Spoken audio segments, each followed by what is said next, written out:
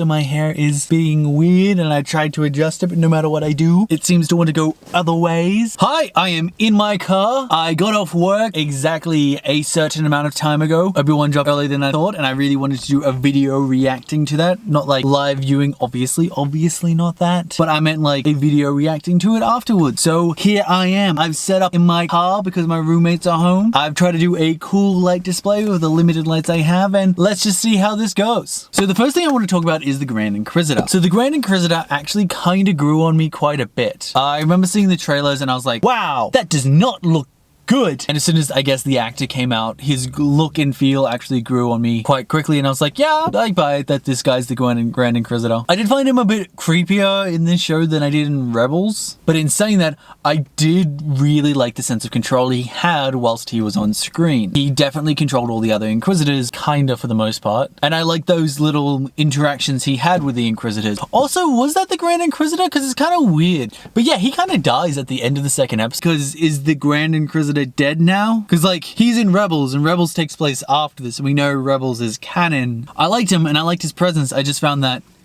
tiny bit a little weird. I really liked how they did Obi-Wan in this, how he almost seems to be suffering from PTSD, almost still mourning the loss of Anakin, and how he's kind of hyper-focused on all the losses he's suffered in his life. He's still thinking about Anakin, he's still thinking about Qui-Gon and the Jedi Order and everything that happened. I also kind of liked how they had that interaction between him and the other Jedi. I don't like their very specific interaction itself, but I like the lead up where the Inquisitors were kind of like, Jedis can't help themselves, they have to help. Then you see a Jedi doing exactly that, and then you instantly put in Obi-Wan's shoes and he directly rejecting that call to action. I really like that. I really liked how they used that to show that he's not okay right now, that he's very much off-cut from who he used to be. But yeah, I really did like that little bit between him and Uncle Owen, where Uncle Owen's like, you don't care about this kid, you only care if he can become a Jedi. And Obi-Wan's like, no, but he'll need training. And it's like, it really shows that no, Obi-Wan doesn't really care about Luke at this stage, but it also gives a greater meaning behind Uncle Owen's actions in the original fourth film. Genuinely cares about this kid, and I like that little salt touch to the original film. I also did like young Leia. Now the villain, she is 100% gonna get bodied by Vader, because that's what Vader does to anyone who tries to impress him. I did find her to be a good representation of the Inquisitors, because they're essentially just Shaken-based Sith. That doesn't always lead to the greatest mentality, and so the way she was acting and behaving in this series, I was like, yeah, that's how Inquisitors should act. They've just been tortured and implanted with these terrible mentalities because they're not meant to last that long. So I did like her interpretation of this character. In saying that though, I don't find her to be a threatening villain. And I don't know if it's because I've seen what the other Inquisitors are like, and so I know Inquisitors aren't actually that powerful, or if it's because I know Vader's gonna show up. I also found it kind of weird that she saw a blaster fire and supposedly started running to the blaster fire, but then just randomly started doing all these flips and didn't make it to the blaster fire in time. Because like, if she was doing all this hardcore stuff and then she just like showed up out of nowhere, you're like, oh, I get it. She was doing all these things so she could make it there on time. But she just doesn't make it to that interaction. Kind of hangs this question of, did we really need to see her doing a front flip for no reason? It kind of feels like this extra bit they've slotted into the show for no reason. I found her to be a little bit of a mixed bag, but that's okay, that happens. So overall, I did like this show and I would recommend it. I just found it to be a little slow in some times, but I don't know if that was the setup, but also the weird flip sequences, so they needed to add space. I do like it. I like the episode so far. I can still enjoy something while pointing out what's critically wrong with it. That's okay. And that's what I'm kind of saying here, is that like, I do see that there was issues in the show, but overall I liked it. But